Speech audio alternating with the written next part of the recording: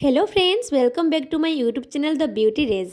मु आज आपण पाखे शेयर करी आपण घर थी मेनिक्योर करेंगे बहुत सहज उपाय मेनिक्योर कर। तो प्रथम आम कि उषुम पानी नहीं जावा एंड ताधे कि शैम्पू एड करवा।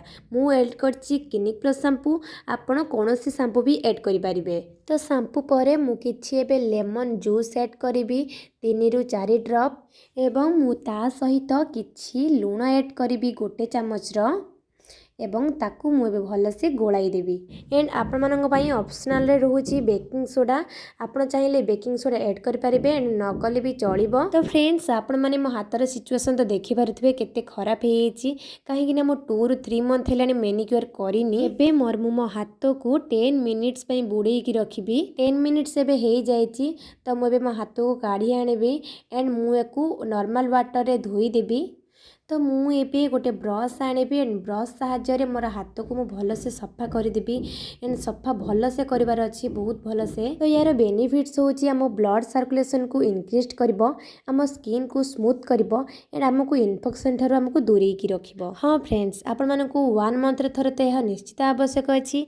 आपण थरे ट्राए करंतु, बहुत ही भल रिजल्ट आपण मानकु मिली जिवो एंड आपण मानकु पार्लर जाको पड़िबनी। आपण घरे थई मध्य पार्लर भली एक हातर नुआ चमक पाई परिबे। एबे मु मोर हाथ को भलसे घसी सारे।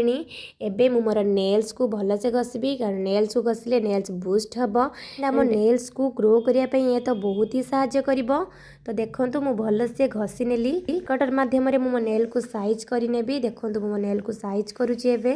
तो नेल को साइज करिया हमर तो निहाती आवश्यक अछि। नेल को परिष्कार रखिबा तो हमर निहाती आवश्यक, काहेकि ना एमिति कले ही हम नेल ग्रो करिबो भलसे। एबे मु हाथ रे स्क्रबिंग करिया पई मु टमाटो और चीनी नहीं आसी देखुथिबे।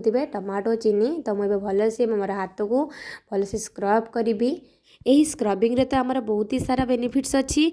आम स्किन को लाइटनिंग करिबो, सन डैमेज ठार हमको प्रोटेक्ट करिबो, बोन हेल्थ को सपोर्ट करिबो एंड सन टैन को रिमूव करिबो। मु तो आपण मानको सजेस्ट करिबे मेनिक्योर आपण माने घरे ही ट्राए करंतु, काहेकि ना घरे ही कले आपण मानको अल्प पैसा खर्च रे आपण मानकर हेइ जिवो।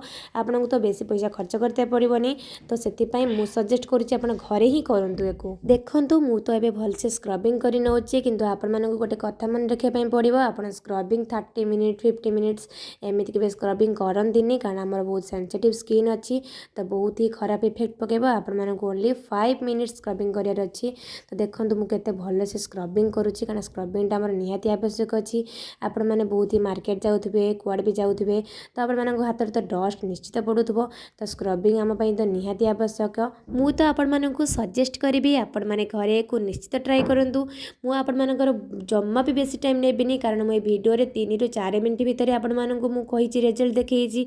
तो आपण मानकर बेसी टाइम वेस्ट होबनी। आपण माने अल्प समय रे यार सब रिजल्ट पाई जिबे। देखंतु मुबे मोर हाथ को भलसे धोई देइची। तो देखि पारुथबे केते भल गोटे इंस्टेंट ग्लो आसुची।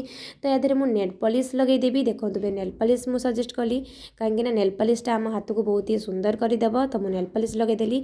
तो देखंतु मो हाथ केते सुंदर ग्लो करूची एंड मो हाथ गोटे बहुत ही भल चमक आसी जाइची। फ्रेंड्स, सेटा आपण माने घरे निश्चित ट्राए करंतु एंड यार बेनिफिट्स मते निश्चित कमेंट करंतु केते भल रहिची। एंड आपण मानकु जदी आ एई भली किछि नुवा वीडियो दरकार ताले आपण मते कमेंट करंतु। तो मु आपण माने नुवा वीडियो किछि दे देबी।